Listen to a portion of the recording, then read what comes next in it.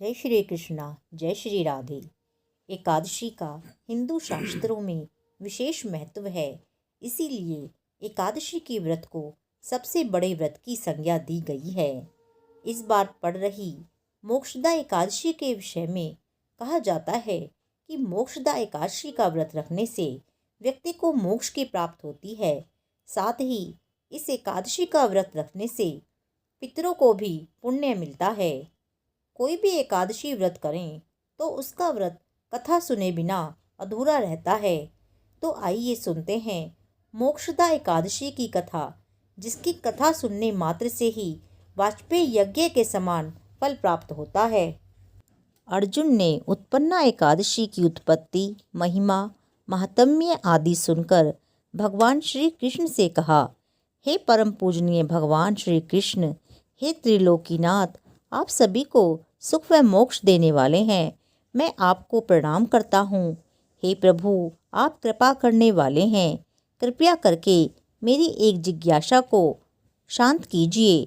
तब भगवान श्री कृष्ण ने कहा, हे अर्जुन, जो कुछ भी जानना चाहते हो निर्भय होकर कहो, मैं अवश्य ही तुम्हारी जिज्ञासा को शांत करूँगा। हे प्रभु, यह जो आपने मार्गशीर्ष माह के कृष्ण पक्ष की एकादशी के विषय में बताया है, उससे मुझे बड़ी ही शांति प्राप्त हुई। अब कृपा करके मार्गशीर्ष माह के शुक्ल पक्ष में जो एकादशी पड़ती है, उसके विषय में भी बताने की कृपा करें। उसका नाम क्या है, उस दिन कौन से देवता की पूजा की जाती है और उसकी पूजन विधि क्या है, इसका व्रत करने से मनुष्य को क्या फल मिलता है। प्रभु, इन प्रश्नों का विस्तार सहित उत्तर देकर मेरी जिज्ञासा को दूर कीजिए। आपकी बड़ी कृपा होगी। अर्जुन की बात सुन श्री कृष्ण बोले, हे अर्जुन, तुमने बहुत ही श्रेष्ठ प्रश्न किया है, इसीलिए तुम्हारा यश संसार में फैलेगा। मार्गशीर्ष माह के शुक्ल पक्ष की एकादशी अनेक पापों को नष्ट करने वाली है। संसार में इसे मोक्षदा एकादशी के नाम से जाना जाता है। इस एकादशी के दिन श्री दामोदर भगवान का धूप, दीप, नैवेद्य आदि से भक्ति पूर्वक पूजन करना चाहिए। हे कुंती पुत्र, इस एकादशी व्रत के पुण्य के प्रभाव से नरक में गए हुए माता पिता, पितर आदि को स्वर्ग की प्राप्ति होती है। इस विषय में एक कथा है जो मैं तुम्हें सुनाता हूँ, ध्यान पूर्वक सुनो। वैखानस नाम का राजा प्राचीन नगर में राज करता था। उसके राज्य में चारों वेदों के ज्ञाता ब्राह्मण रहते थे। राजा अपनी प्रजा का पुत्रवत पालन किया करता था।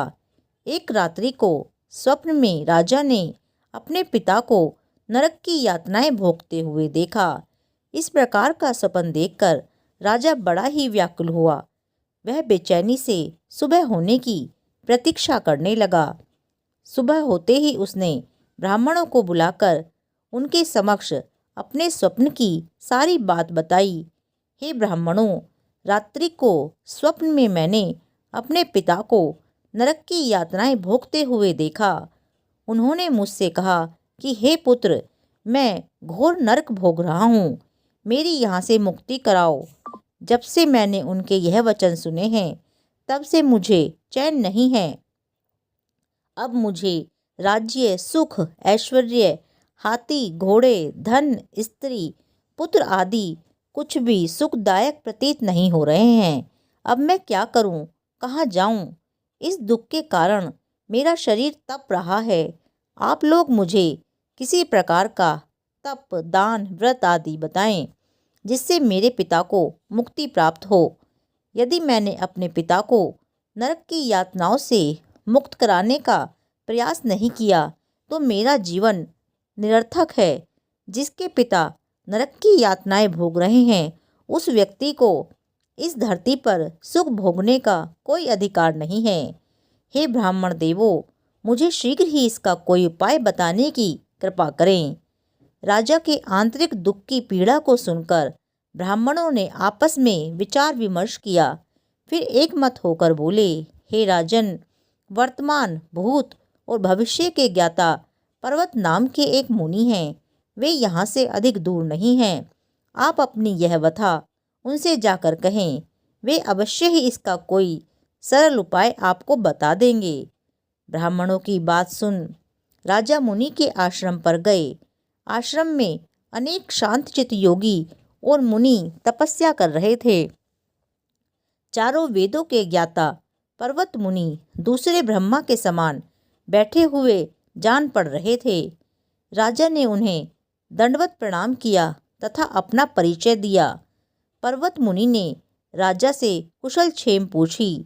तब राजा ने बताया, हे मुनिवर, आपकी कृपा से मेरे राज्य में सब कुशल है, किंतु मेरे समक्ष अकस्मात ही एक ऐसी समस्या आ खड़ी हुई है जिससे मेरा हृदय बड़ा ही अशांत हो रहा है।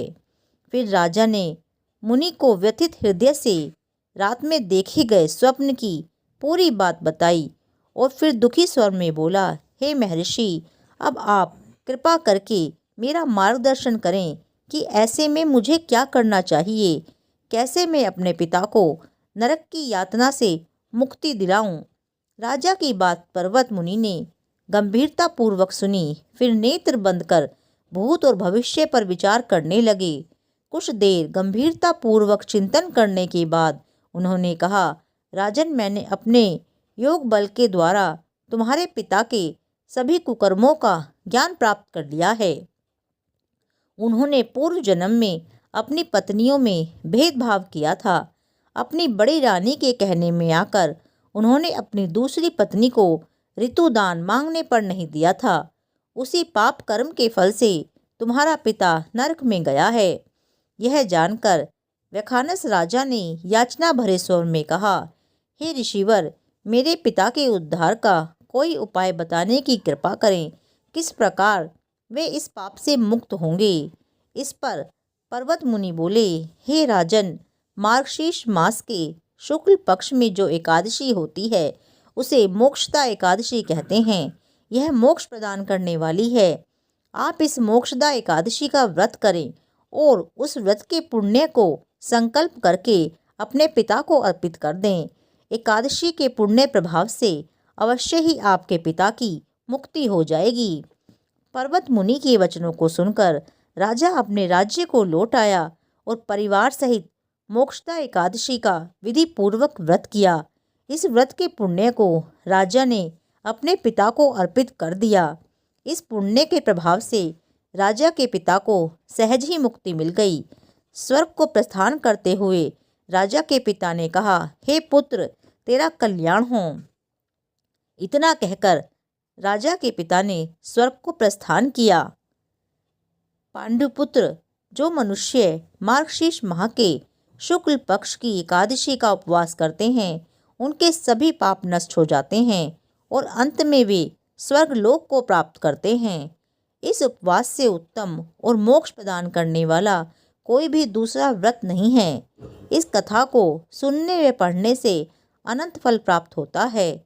यह उपवास मोक्ष प्रदान करने वाला चिंतामणि के समान है, जिससे उपवास करने वाले की सभी मनोकामनाएं पूर्ण होती हैं। हे अर्जुन, प्रत्येक मनुष्य की प्रबल इच्छा होती है कि वह मोक्ष प्राप्त करे। मोक्ष की इच्छा प्राप्त करने वालों के लिए मोक्षदा एकादशी का यह उपवास अति महत्वपूर्ण है। पिता के प्रति पुत्र के दायित्व का इस कथा से श्रेष्ठ दृष्टांत दूसरा कोई नहीं है। अतः भगवान श्री हरि विष्णु के निमित्त यह उपवास पूर्ण निष्ठा व श्रद्धा से करना चाहिए। कथा पूर्ण। जय श्री कृष्णा, जय श्री राधे।